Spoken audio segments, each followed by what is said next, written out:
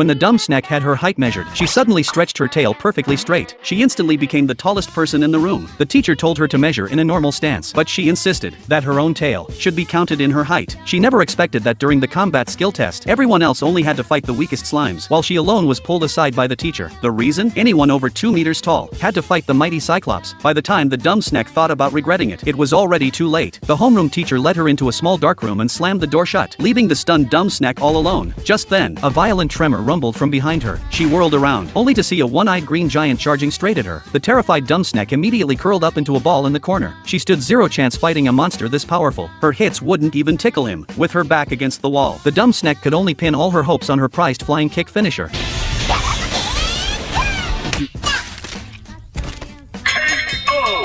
Only to get wiped out before she even made the giant bleed. But this wasn't the only dumb reckless stunt she pulled. The next day, Medusa and Minotaur were walking down the street when they felt a thin line trailing them the whole way. That line turned out to be none other than the dumb snack, because the school was holding student weigh-ins that day, and to claim the title of the lightest student in the whole school. This idiot had starved herself into a literal sheet of paper. After Medusa and Minotaur finished their weigh-ins, the wobbly dumb snack rushed over to show off.